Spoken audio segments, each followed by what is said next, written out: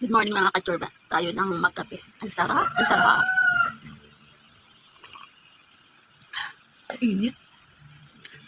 Medyo maliwanag talaga ngayon dito. Hindi maaraw, hindi maulan. Okay lang, maganda-ganda ka na. Di baling mainit, di baling maaraw.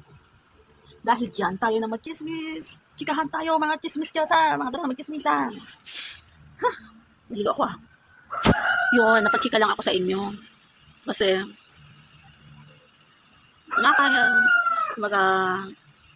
mahirap talaga makipagrelasyon. Madaling magjowa. Napaka-easy magkaroon ng jowa. Kahit jowa-jowaan lang, napakabilis lang. Kaso, yun, na-inlove ka eh. Pag na-inlove ka talaga, hanggang sa nagsama na sila. Naging ka-work ko siya dati.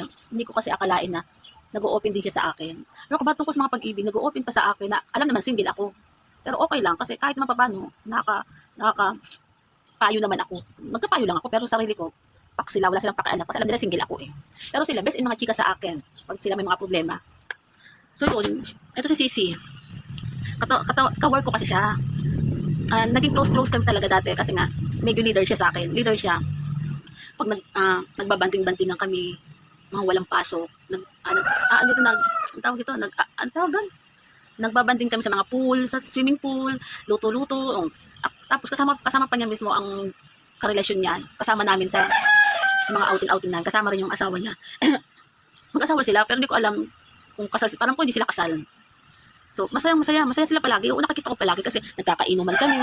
Kahit yung asawa niya, nagkakainuman kami. Sa susunod na ilang buwan ulit, kunyari Pasko o New Year, syempre wala kaming pasok. Nagbabandingan kami, kasama pa yung mga asawa nila. Okay lang sa akin naman yung mga kasama ng mga tagalabas kasi mga asawa naman nila yan. Kaya kahit pa paano, nakikita ko sila. Oo, masaya, mga mababait.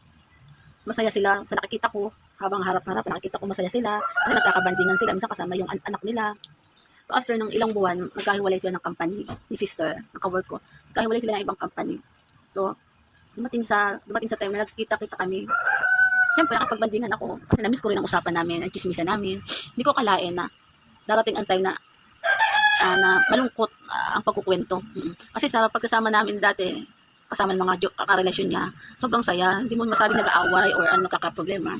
So, nung time na yun, as in talagang super sad siya. Super sad, umiiyak siya. Oo nga, wala akong maitutulong. Kasi personally yan. Pero kung sa payo, oo, nakakapayo ako. Especially na, nung time na buntis siya, yung nagkita kami, buntis siya. Pangalawa yata yun. Kasi yung dating outing namin, buntis siya. May anak na siya eh. So, yung sumunod nagkita kami, may pangalawa siyang baby. Pero hindi pa niya nalalabas. Yung pangalawang batang ito, kung kailan, ilang buwan na yung baby niya, dumating sila ng, hindi sila nag-aaway. Pero, yung karelasyon niya, ayun ang problema. Kasi dumating sa time na, hindi na uwi, hindi na, tawag dito, lang sila nag-aaway, samantalang doon, ang bait-bait nila, yung karelasyon niya, bait-bait, maalaga, ganun. So, yung time na yun, grabe, iyak na siya ng iyak sa harap ko. Oo, syempre, kung magagano lang tayo, na, tiwala lang, ang mahalaga, tawag doon, intindihin mo yung baby, kasi wala kang magagawa kung ganyan ang karelasyon mo. Kasi sa totoo lang talaga, napakabilis talaga magkaroon ng karelasyon. Pasalamat na lang sa'yo, magkaroon ka ng anak. Pero yung humanap lang, mag-antay hanggang sa umiyak ka ng umiyak sa pagbabalik niya, wag nang asahan. Kasi, para sa akin kasi, ang magkaroon ng anak, ayan ang pinaka masaya sa akin buhay. Di bali nang magkaroon ako ng karelasyon, na nagkaroon siya ng nagkaroon siya ng pagkakamali. Tawag doon, kasi yung utak ko sa pagsalita, yung matukso.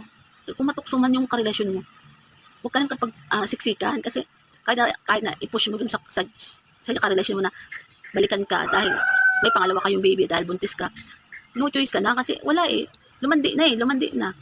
Ang para sa'yo, pasalamat na lang niya, maging masaya ka. Intindihin mo na lang yung mga alaga mo, yung tawag ng anak mo, especially may pangalawa kang anak.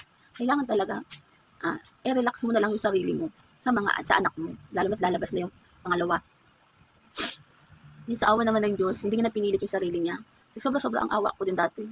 Kasi nagkasama-sama kami, masaya-masaya, walang problema. Kung kailan nagkaroon ng pangalawang baby, tsaka pa nagka-problema. Kaya sabi ko sa kanya, ang mahalaga ngayon, meron kang sariling bahay. At least, lumandi ang lalaki, umalis, lumayas, palayasin mo na kung palayasin. Ang mahalaga, nasa iyo ang bahay. So, kahit naman sino, pag ganyan mga, kundi puro kalandian, ay hayaan mo na yan. Ang baby talaga ang napaka-importante, especially meron ka pang bahay, o di ba? Napakaswerte mo na dyan. Kaya hindi mo kailangan magpagsiksikan. Mas maganda pa palayasin na laki. Sa totoo lang, napakadali magkaroon ng karelasyon. Kaya mahirap talaga makapagsiksikan. Dahil, especially napakaswerte mo na may anak ka nasa side mo. Ang maganda, ayun ang asikasuhin mo, intindihin mo, mag-alaga ka. Alagaan mo yung sarili dahil nga may darating na pangalawang baby. That is blessing. Para sa akin, napaka-importante ng ganyan. Bali yung mawala ng mga hinayupak na iyan. Kaya basta ang baby nasa iyo. Ay, sumunod sa ko naman, hilig ko rin naman talaga baby lang. Bali nang lumandi ka, bahala ka sa buhay mo. Basta may baby ako. Kaso, ayun nga lang, hindi nga ako nagka-baby. Kaya ganoon talaga. Kaya sa talagang Diyos ko, sa totoo lang, napakadami na payo sa akin dati. Hindi katrabaho ako. Kaya napakadami kong tropa dati.